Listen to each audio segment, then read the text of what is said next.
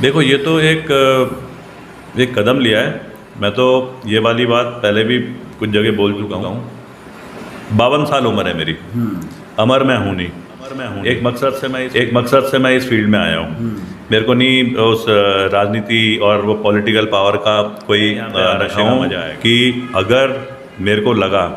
अगर मेरे परिवार वालों को लगा कि फ़ौज में हो गया अब तो उत्तराखंड के लेकर, तो उस पर तो सब्र की तो कोई वो है नहीं। जिस दिन हमने वो मकसद पूरे कर लिए जो हमने डेफिनेशन बना रखी है, तो आप देखना उस दिन हम तो राजनीति छोड़ के चले भी जाएंगे, क्योंकि हमारा फील्ड कभी रहेगा नहीं।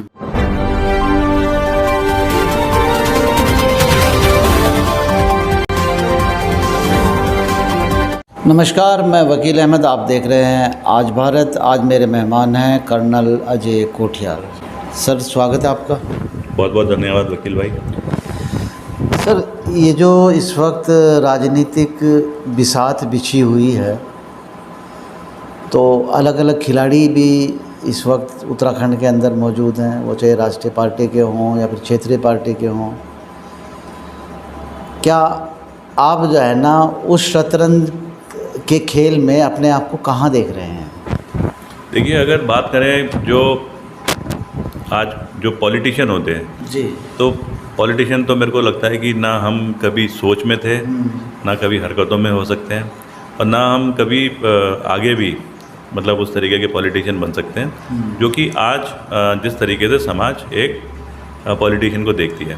पर मेरे को एक चीज़ ये समझ में आती है कि अगर बात है लीडरशिप की, अगर बात है कोई तरतीब, कोई ऑर्गेनाइज़ करने की, तो क्योंकि मैंने एक ऐसी संस्था, ऐसी ऑर्गेनाइजेशन में 27 साल में ये लीडरशिप, ये जो ऑर्गेनाइज़ करने के तरीके हैं, उन हालातों में सीखे हैं जहाँ पे कि सामने से गोली चलती है, और एक छोटा सा भी अगर आपका फैसला थोड़ा सा भी गड़बड़ाहट होती है तो आपकी तो जान छोड़ो, आपके साथ वालों की भी जान जाती है। मतलब ये सब चीज़ें उस पर निर्भर करती हैं, जिसे बोलते हैं मिशन फेलियर। मिशन फेलियर वाले कई इंसिडेंट्स मेरे साथ में हुए हैं, लेकिन कभी फेल नहीं हो पाए। ये ज़रूर है हमने झटके खाए हैं, और वहाँ पे अगर लीडरशिप हमने सीखी है तो उत्तराखंड नवनिर्माण के लिए जो लीडरशिप की ज़रूरत है वो हम अच्छे तरीके से समझ रहे हैं और उसको सर समझाने की कोशिश कर रहे हैं। वो लीडरशिप एक जो है ना साफ़ सुथरे मिशन के लिए बड़ी उम्मीदों के साथ होती थी, एक जिम्मेदारी भी वहाँ पर रहती थी। सिविल में आकर राजनीति के वो सब जो है ना डेफिनेशन चेंज हो जाती है, तो आपको वही रुख अपनाना पड़ेगा जो एक राजनेता अपनाते हैं, क्योंकि जनता को अपने फेवर में करना। और दूसरी जो आपकी एक जो है ना डेफिनेशन आपने बताई है, वहाँ पर तो सीधा सीधा ये है कि दुश्मन सामने दिखाई देता है, लेकिन यहाँ बगल में रहता है। उसके लिए कौन सा हथियार तैयार किया है? देखो, वहाँ पे दुश्मन होता है, यहाँ दुश्मन नहीं है। यहाँ तो अपने लोग हैं। कई बार उनको सही तरीके से समझाने की शायद पॉलिटिकल लीडर्स तरीके नहीं बना पाते। अगर हम बात करें कि उस दुश्मन को जो कि वाकई में ख़तरनाक पाकिस्तानी है, अफ़गानी है, चाइना है, और ये जो आतंकवाद हमारे यहाँ जो है, जिसको कि बोलते हैं कि मास्क नहीं दिखने वाला दुश्मन, लेकिन वो समाज के बीच में से आपको वो करता है। अगर आप उन दुश्मनों के बीच में स्ट्रेटजी बना सकते हो, तो यहाँ तो हमारे ही रिश्तेदार, हमारे ही जानने वाले और हमारा ही समाज है। इस समाज को डायरेक्शन देने की ज़रूरत है, और वो डायरेक्शन लेकिन ये है कि खाली ये फुसलाने वाली भाषा देकर बता करके नहीं, अपनी जो एक्सपीरियंस हैं उनको शेयर करके। जो अगर आप बोलते हैं कि अगर हम बोलते हैं कि कोई कैंपेन हम चला रहे हैं, तो उस कैंपेन को वाकई में हम ज़मीन पे इख्तियार कैसे करेंगे और वो एक शेप कैसे लेके आएगा। जब वो कन्विंसिंग चीज़ हम करेंगे तो लोग अपने आप समझते हैं। हम उदाहरण देते हैं आपको। अभी हमने करा था 300 यूनिट बिजली।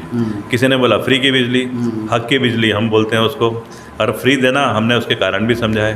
पर मैं आपको उसका असर बताता हूँ। ये परसों की बात है, और उस बात को मैंने कल एक प्रेस कॉन्फ्रेंस यहाँ पे उसमें बताया भी था कि 10 लाख हमारा फिगर 10 लाख क्रॉस कर गया है जो लोगों ने रजिस्ट्रेशन कराया है। अगर 10 लाख लोग रजिस्ट्रेशन करा रहे हैं, हम नहीं बोलते कि वोट देने वाली बात, लेकिन लोगों को कहीं ना कहीं तो लग रहा होगा कि जिस तरीके से हम इस मिशन को समझा रहे हैं, इस कैंपेन को, उसके बाद में कैसे रजिस्ट्रेशन करा रहे हैं, कैसे एडवांटेज बता रहे हैं, कैसे उसकी बजटिंग होगी, हम ये चीज़ें समझा रहे हैं, तभी लोग शायद इसको एक्सेप्ट भी कर रहे हैं। ऐसे ही हमने और कैंपेन करने हैं, और कैंपेन के जरिए लोगों को समझाना है कि आम आदमी पार्टी जिन मॉडल्स को दिल्ली जैसी जगह में साबित कर चुकी है, उसे उत्तराखंड में कैसे करेगी। नहीं, समाज के अंदर कुछ इनविजिबल जो है लोग भी आपको ऐसे मिलेंगे जो वफादार नहीं होंगे, क्योंकि उसकी सीधी सी मिसाल एक ये जाती है कि आदमी अगर सो रहा है उसको आप जगा लोगे, लेकिन जो जाग कर सो रहा है उसको कैसे जगाओगे? देखिए, जागकर सो रहा है भी होते हैं समाज में आज, लेकिन ऐसा नहीं है कि वो ना बिल्कुल ही उसे मैं बोलूँगा कि वो असामाजिक तत्व है, ऐसा भी नहीं है तो वो इंसान उस अपने परिवार को चला रहा है। मतलब जो असामाजिक तत्व हैं वो तो 0.01% भी नहीं होंगे जो जेल जूल जाते हैं, कत्ल हो गया, चोरियाँ हो गई, उनका तो लेवल अलग हो गया। बाकी समाज तो मेरे को लगता है कि है, समझदार है और आज की तारीख में जागरूक है, क्योंकि उसे दिख रहा है कि कुछ तो एक्सपेक्टेशन होती हैं सरकार की, जो सरकार से जो देखा जाता है समाज को, वो एक्सपेक्टेशन उत्तराखंड जो यूपी से 20-21 साल पहले जो अलग हुआ था वो आज नहीं दिखाई देती। और ये वो गैप है जिसमें वो लोग आम आदमी पार्टी को एक्सेप्ट भी कर रहे हैं हमारे लिए। लेकिन बात दूसरी फिर ये भी है, पार्टी नहीं है, ये आसान काम नहीं है, चैलेंजिंग है। तो इसलिए हमें, अगर मान लो कहते हैं कि 6 महीने बचे हैं, तो हमने 12 की जगह 24 घंटे काम करना है ताकि वो 6 महीने 1 साल बने। और हमें बिल्कुल साफ़ सुथरे सिंपल तरीके से, जो इंसान समझ सकता है उस तरीके से अपने एजेंडास बताने हैं और समझाने हैं। अच्छा, किन लोगों के पेट में ज़्यादा दर्द हो रहा है इस वक्त, राष्ट्रीय या क्षेत्रीय पार्टियों? मैं तो ये शब्द तो नहीं इस्तेमाल करूँगा कि पेट में दर्द हो रहा है या क्या हो रहा है, लेकिन नहीं सर, वो तो लोग करते हैं ना। अब आपको बड़े जो है ना ऐसे अंदाज में कह रहे हैं, कहने लगे ये तो कुछ भी नहीं है, ये तो हवाई जो है ना घोषणाएं हो रही हैं, ये यहाँ पर कैसे उतर पाएंगी। उसी हिसाब से मैं भी सवाल कर लिया। मेरा मतलब यह है कि क्योंकि मैं अपने तरीके से ही आपकी बात तो बताऊंगा ही बिल्कुल। देखो क्या हो रहा है कि बीजेपी आज सत्ता में है, पार्टी, कांग्रेस विपक्ष में है। बीजेपी को अपना काम करना चाहिए, कांग्रेस को सवाल करने चाहिए बीजेपी को कि यहाँ पे गलती हो रही है। यही विपक्ष का रोल भी होता है, ताकि एक हेल्दी अच्छे तरीके की गवर्नेंस चले। अब ना बीजेपी कांग्रेस को सवाल कर रही है, ना कांग्रेस बीजेपी को सवाल कर रही है, वो दोनों के दोनों आम आदमी पार्टी को कर रहे हैं, अजय कोठियाल को टच कर रहे हैं, हिट कर रहे हैं। तो इसका मतलब हमारी तरफ कहीं ना कहीं देखा जा रहा है कि ये अचानक इतने कम समय में आकर के कहीं हमारे गवर्नमेंट को चलाने के जो तरीके हैं, कहीं ऐसा ना हो कि इनके तरीके समाज समझ जाए अच्छे तरीके से और ये हट जाए। तो क्या कर्नल कोठियाल एक आंखों की किरकिरी बन चुके हैं? कर्नल कोठियाल को तो लोग अच्छा मानते हैं, पॉलिटिकल लीडर भी अच्छा मानते हैं, लेकिन क्योंकि अब ये बात आ जाती है पॉलिटिक्स, तो कर्नल कोठियाल एज आम आदमी पार्टी लीडर शायद किरकिरी मानते भी होंगे। अच्छा, मिलिट्री रूल में अक्सर होता है कि एम्बुश का इस्तेमाल किया जाता है। यहाँ पर कौन सा ऐसा हथियार आप इस्तेमाल करोगे जिससे जो है ना सामने वाले को धराशायी करके और जो आम जनता की उम्मीदें हैं उनको आप उन पर पूरी तरीके से उनकी उम्मीदों पर खरा उतर सकें? हाँ, एम्बुश जो है, एम्बुश तो दुश्मन के लिए लगाया जाता है। यहाँ अपने लोग हैं, उनको समझाने के लिए जो तरीका है वो यही है कि जो मूलभूत ज़रूरतें हैं, जैसे हम बोलेंगे कि रोज़गार, जैसे हम बोलेंगे हेल्थ, हम बोलेंगे एजुकेशन, हम बोलेंगे ये जो करप्शन है समाज में, उसको जब हम साबित करके दिखाएंगे कि दिल्ली जैसी जगह में ये कामयाब हो सकता है। ज़रूर फ़र्क है कि थोड़ा दिल्ली प्लेन है, यहाँ के इलाके पहाड़ी हैं, लेकिन गवर्नेंस के मॉडल तो एक ही होते हैं ना। और दिल्ली जैसी जगह में हो सकता है अगर ये सब कामयाब, जहाँ पे कि दिल्ली के पास आधे अधिकार तो केंद्र सरकार ने ले रखे हैं, पुलिस उनके पास नहीं है, एंटी करप्शन ब्यूरो उनके पास नहीं है, एमसीडी उनके कंट्रोल में नहीं है क्योंकि वो बीजेपी वालों की है। उसके बाद क्योंकि हेल्थ और ये एजुकेशन तो इतना कामयाब मॉडल है, तो हमने यही समझाना है अपनी जनता को। कर्नल साहब, एक छोटा सा ब्रेक लूँगा, सिर्फ आखिरी सवाल आप तैयार हो गएंगे छोटे से ब्रेक के लिए? ब्रेक के बाद फ़ौरन हाजिर होते हैं।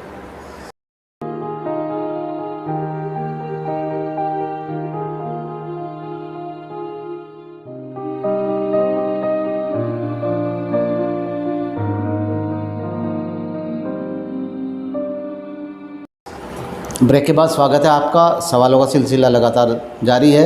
एक सवाल और ले लेते हैं। कर्नल साहब, आप एक बात बताइए, राष्ट्रीय संयोजक जो आपके हैं केजरीवाल जी, दिल्ली के मुख्यमंत्री, उन्होंने लोकपाल बिल को लेकर इससे पहले काफ़ी जो है ना पूरे देशव्यापी एक आंदोलन भी चला था, लेकिन वो सब जो है ना परवान नहीं चढ़ पाया था।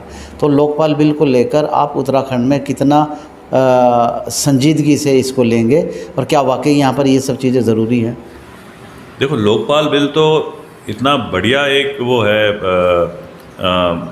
गवर्नमेंट डिसीजन है, उसे इम्प्लीमेंट करने के बाद में तो कोई चीज़ की ज़रूरत नहीं है कि कहीं कोई आंदोलन हो, कहीं कोई ज़रूरत नहीं है कि आप बहुत ज़्यादा बोलो कि करप्शन हो रहा है, क्योंकि उसमें तो इतनी ज़्यादा अथॉरिटीज़ हैं, इतनी पावर्स हैं कि करप्शन फ्री अगर गवर्नमेंट हो जाती है तो फिर तो जैसे राजीव गांधी जी बोलते थे ना कि 100 रुपये जब दिए जाते हैं तो ज़मीन पे 10 ही रुपये लगते हैं, वो सारा ख़त्म हो गया तो इंडिया तो सोने की चिड़िया बन जाएगा। लेकिन प्रॉब्लम क्या है, लोकपाल बिल अरविंद केजरीवाल अपना अन्ना हजारे जी का आंदोलन हुआ, जिसमें कि जब करप्शन का लेवल इतना बढ़ गया कि पूरे देश को जागरूक करने के लिए वो आंदोलन हुआ, जिसे इंडिया अगेंस्ट करप्शन बोलते हैं। उसके बाद लोकपाल बिल का अच्छा सा एक जो फॉर्मेट है उसमें जो नियम होने चाहिए वो बनाए गए। लोकपाल बिल को लागू करने के लिए कहीं ना कहीं एक लॉ एंड ऑर्डर मतलब उस पार्टी के पास में, उस सरकार के पास में होना चाहिए। हम बोल तो दें कि इसके खिलाफ लोकपाल बिल के हिसाब से एक्शन लिया जाएगा, लेकिन एक्शन तो पुलिस लेगी ना, एंटी करप्शन ब्यूरो लेगी। अब लोकपाल बिल दिल्ली में आगे भेजा गया, पहले तो लेफ्टिनेंट गवर्नर से आगे जाना बड़ा मुश्किल हो गया वहाँ पे, उसके बाद वो आगे जा रखा है, लेकिन उसमें क्योंकि ज़रूरत है लोकपाल बिल के साथ अमल करने के लिए दिल्ली में पुलिस भी पास में होनी चाहिए, दिल्ली गवर्नमेंट के, जो कि आज केंद्र सरकार के पास में, होम मिनिस्ट्री के। तो उन्होंने ना उस कारण को रोक करके और लोकपाल बिल को अटका रखा है। लोकपाल बिल को अटकाने की जगह उन्होंने एंटी करप्शन ब्यूरो जो हर स्टेट में होता है वो भी केंद्र ने ले लिया अपने पास। उत्तराखंड में तो मैं कहता हूँ लोकपाल बिल और आसान है यहाँ पे इसको लागू करना, क्योंकि दिल्ली तो फिर भी यूनियन टेरिटरी थी, वहाँ पे जो ये अथॉरिटीज़ हैं उनके पास नहीं है। उत्तराखंड तो एक स्टेट है, एक राज्य है, यहाँ पे ऑफिस बना हुआ है लोकपाल बिल का, यहाँ पे पुलिस अपनी है, एंटी करप्शन ब्यूरो अपना है, लेकिन क्योंकि गवर्नमेंट ने इसको इम्प्लीमेंट करना है तो गवर्नमेंट किसी कारण से नहीं कर रही है, गवर्नेंस के तरीके बदली हो जाएंगे नीचे।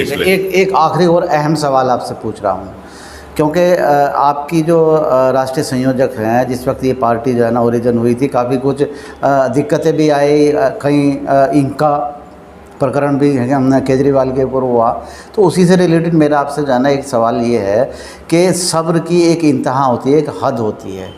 तो अगर ये सब हालात राजनीति में होते हैं तो कहाँ तक कितना सब्र करेंगे आप? देखो, ये तो एक कदम लिया है। मैं तो ये वाली बात पहले भी कुछ जगह बोल चुका हूँ। 52 साल उम्र है मेरी, अमर मैं हूँ नहीं, एक मकसद से मैं इस फील्ड में आया हूँ। मेरे को नहीं उस राजनीति और वो पॉलिटिकल पावर का कोई नशे का मज़ा आएगा। फौज में होता तो आज शायद ब्रिगेडियर और मेजर जनरल के लिए भी शायद अप्रूव होने के चांसेस होते अगर सही काम करता। मैं यहाँ पे आ रखा हूँ कि अगर मेरे को लगा, अगर मेरे परिवार वालों को लगा कि फ़ौज में हो गया अब तो उत्तराखंड के लेकर, तो उस पर तो सब्र की तो कोई वो है नहीं। जिस दिन हमने वो मकसद पूरे कर लिए जो हमने डेफिनेशन बना रखी है, तो आप देखना उस दिन हम तो राजनीति छोड़ के चले भी जाएंगे, क्योंकि हमारा फील्ड कभी रहेगा नहीं। उसके बाद हम किसी और को, यूथ को आगे इफेक्टिव गवर्नेंस करने के लिए छोड़ करके और अपनी दुनिया में फिर मशगूल हो जाएंगे। नहीं, अभी तो जवानी की दहलीज है साहब, अभी कहाँ आप ये कह सकते हैं, क्योंकि लोगों को बहुत सी उम्मीदें वाबस्ता हैं आपसे यहाँ पर। मैं यही बोल रहा हूँ, उम्मीदें पूरी जिस दिन हो जाएंगी उसके बाद हम अपना चले जाएंगे वापस। चलिए बहुत बहुत शुक्रिया आपका जो है ना। चलिए, मेरे पास ना बहुत सारे प्रोजेक्ट हैं जी। अभी इसके बाद में उत्तराखंड को ये करने के बाद में मेरे को दोबारा जाना है ये बर्मा, म्यांमार, और वहाँ जाकर के वो वाले प्रोजेक्ट पूरे करने जो इंटरनेशनल स्टैंडर्ड के होते हैं, क्योंकि कहीं ना कहीं उत्तराखंड भक्ति और देशभक्ति वो मैं ये नहीं बोलूँगा खाली मेरे अंदर ही भरी है, सबके अंदर होती है, पर मेरे अंदर तो कूट कूट के भरी है। चलिए बहुत बहुत शुक्रिया कर्नल साहब। चलिए, मैं बातचीत की कर्नल साहब से, लेकिन बातचीत के दौरान कुछ चीज़ें ऐसे भी निकल कर आ गई हैं कि जो एक उम्मीद होती है ना और एक जज्बा होता है, वो जज्बा खुलकर दिखाई दिया है। क्योंकि जिस वक्त फ़ौज के टाइम पे थे वहाँ भी एक देशभक्ति का जज्बा था, और अब आम जनता के बीच हैं, यहाँ भी एक देशभक्ति का जज्बा आज भी ठोक पीट कर बड़ी उम्मीदों के साथ जो है ना मौजूद है। और ये बात भी साफ तौर से बोली है कि एक टारगेट इन्होंने अपनी ज़िंदगी का बनाया है, और जब तक वो पूरा नहीं होता तब तक ये खामोश नहीं बैठेंगे। अपने सहयोगी आरपी सिंह के साथ मुझे दीजिए इजाज़त। नमस्कार।